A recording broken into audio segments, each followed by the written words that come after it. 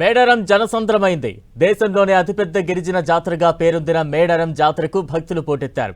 ఇవాల్టి నుంచి 4 రోజుల పాటు జాతర జరగనుంది. కోట్ల మంది భక్తుల కొంగు బంగారమైన సమ్మక్క సారలమ్మ తల్లులు గద్దెలపై కొలువుదీరే ఘడియలు ఆసన్నమయ్యాయి. మేడారం మహాజాతర మొదటి రోజైన ఇవాళ కన్నెపల్లి జాబిల్లిగా భక్తులు కొలిచే సారలమ్మ రానుంది.